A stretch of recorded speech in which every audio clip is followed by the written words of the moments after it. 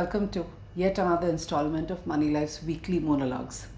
So this time I'm going to talk about the order against the National Stock Exchange by the Securities and Exchange Board of India. As you know, SEBI is the market regulator. This is a path-breaking order because the National Stock Exchange, which is not only India's largest exchange, in fact it accounts for over 90% of trading in India, it is probably the third largest exchange in the world in terms of volume. SEBI has imposed a penalty of nearly 1,100 on the exchange.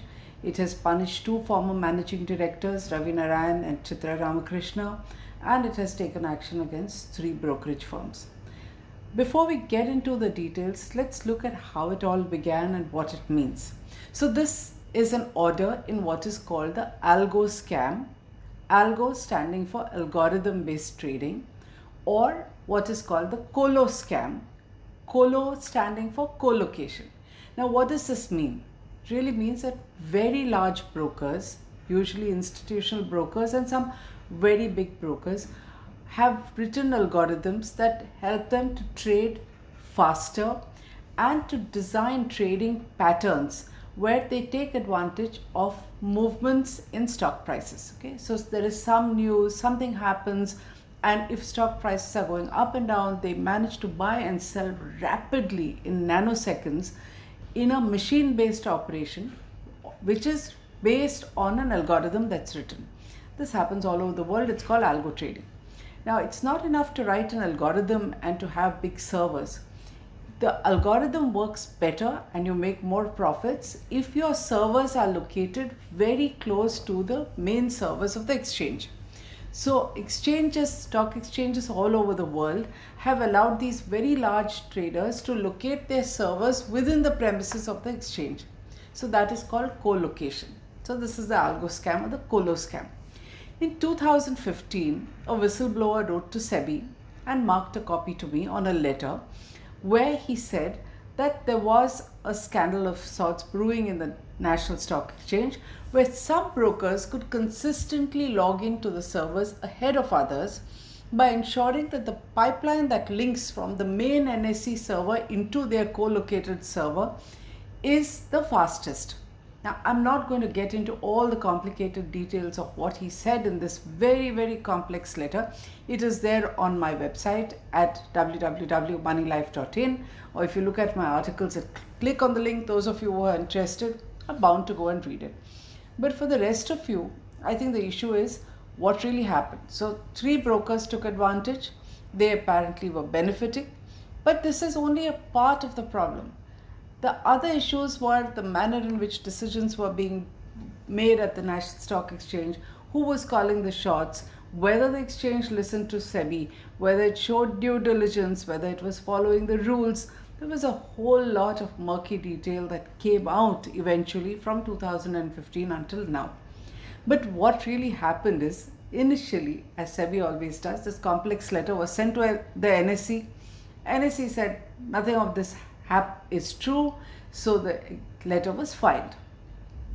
Now, when I got the letter, I began to dig up and spoke to a lot of people in the industry. We published it. When we published it, we asked the NSE for its comments. It refused to listen. We asked them thrice. There was no response.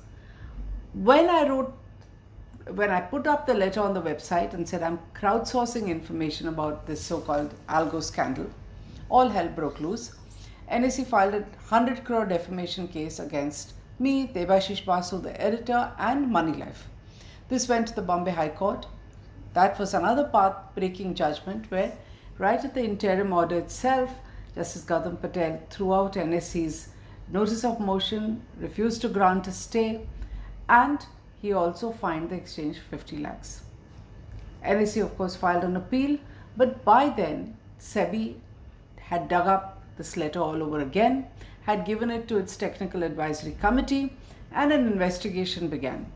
Sometime in 2016, a committee of 2 persons appointed by the TAC went and investigated and established basic wrongdoing.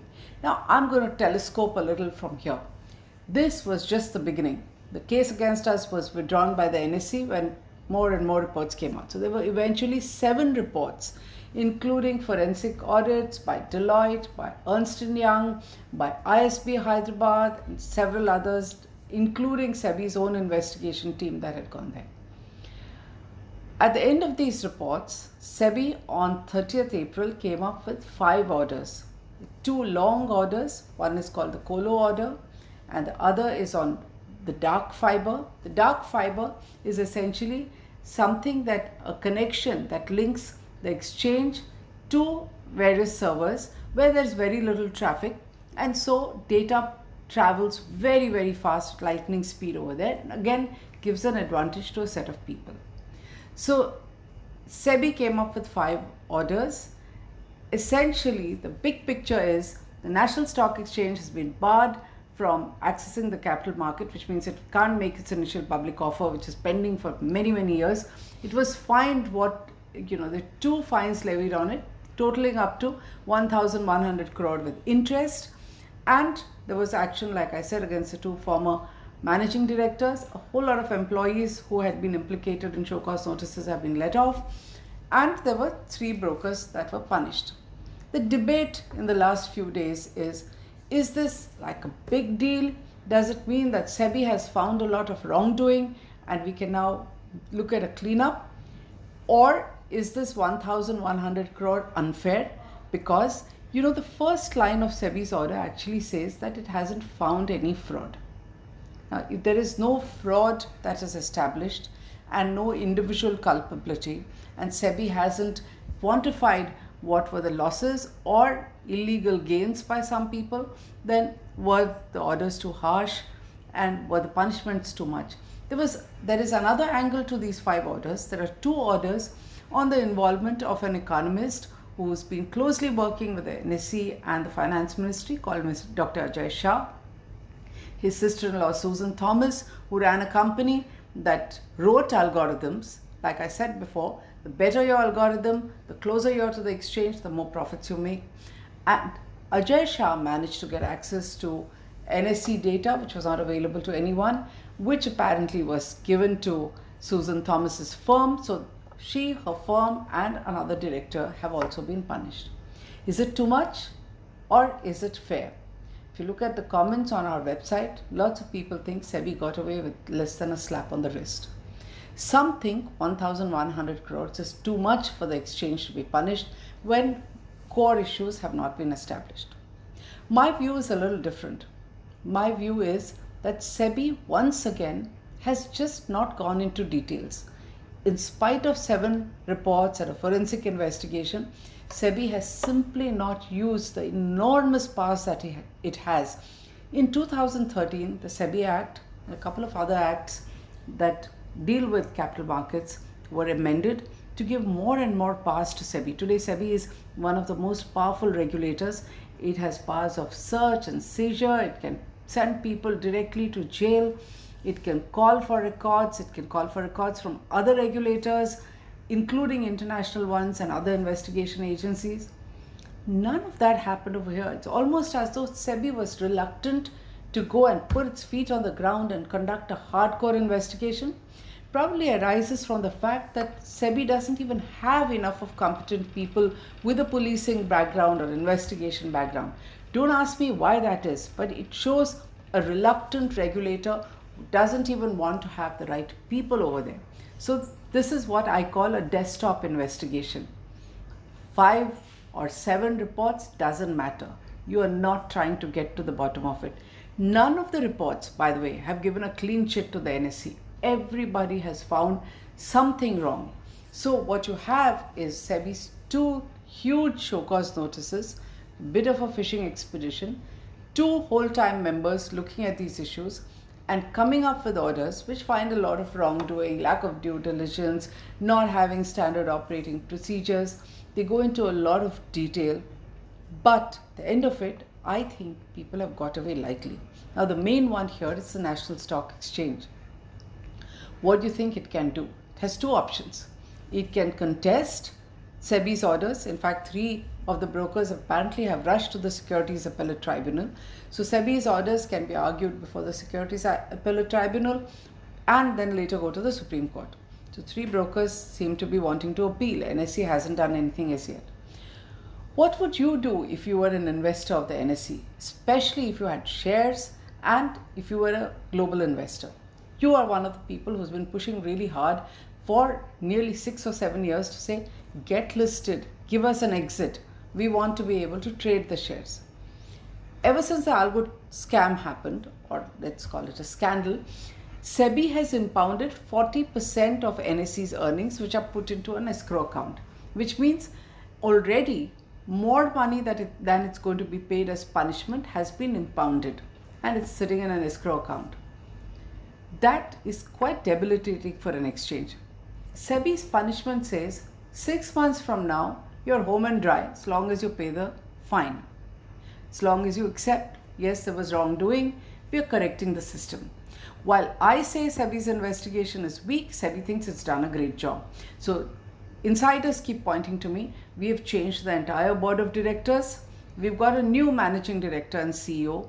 The new managing director, Mr. Vikram Limaye, has been at pains to clean up how the exchange works, to his credit. He's also been at work trying to mend fences with a lot of stakeholders whom NSE in the last 10 years of absolute arrogance and hubris had riled up.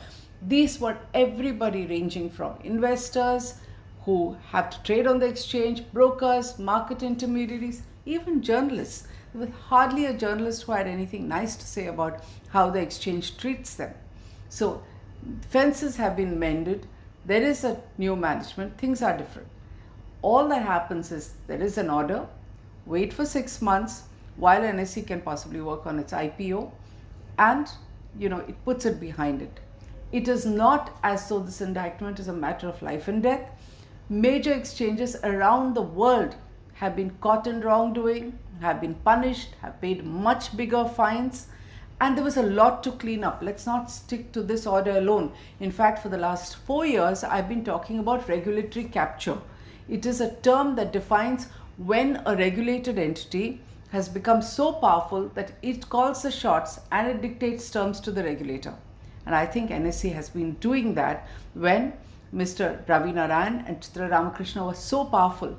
Why did they become so powerful? Because they have been with this exchange ever since inception, when it was set up as the shining new professional exchange, as a counterpoint to the BSE, which was the Bombay Stock Exchange, India's oldest exchange, over 100 years old, run by a club of brokers. So it was called a brokers club.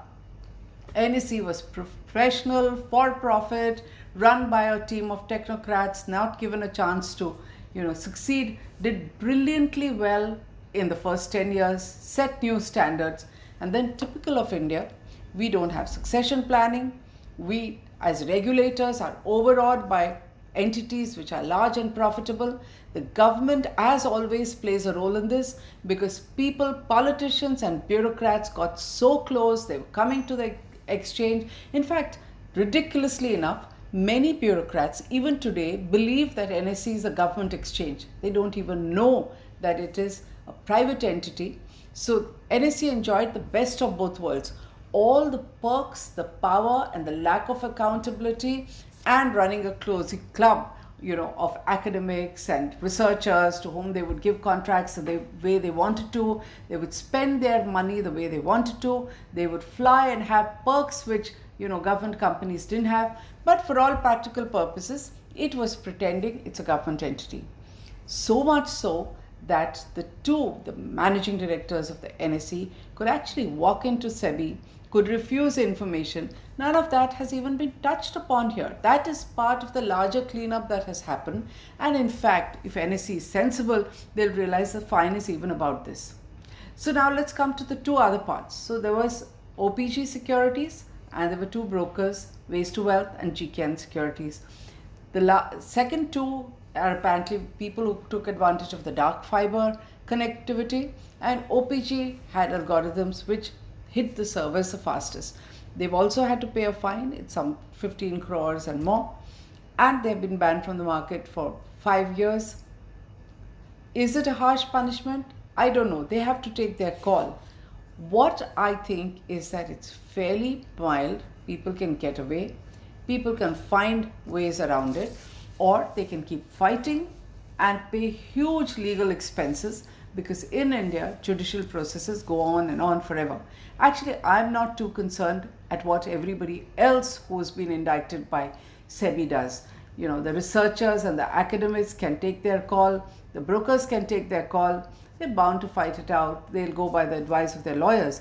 But I'm concerned about the National Stock Exchange, because here's an exchange which has a new board, which has a new managing director. They know that there was a lot that is wrong, that doesn't even form a part of this show cause notice and everything else that SEBI knows. SEBI has investigated, including a group operating officer who parachuted into the exchange without any qualifications, because that's how the exchange was run. Not even an HR department or the board of directors could ask questions. Do we want India's largest exchange run like this? If you ask me, when NSE decides to contest, if it does, that is the signal that it's sending, that it remains defiant, regulatory capture continues, and it is not willing to accept that things have changed. How SEBI deals with it? If you ask me, this is a weak order, but SEBI has to get back its clout. SEBI has to become a regulator. SEBI cannot remain captive of market intermediaries. And I think there is a lot of very careful dealing that SEBI's chairman, Ajay Tyagi, has to do. From what I hear, Mr. Tyagi is doing a great job, doesn't interfere. He's inherited an organization. It's now up to him to restore SEBI to what it was when it was set up under J.V. Ramakrishna and become a powerful regulator. This is a good beginning. Let's see that he exercises his writ and makes SEBI powerful again. Thank you.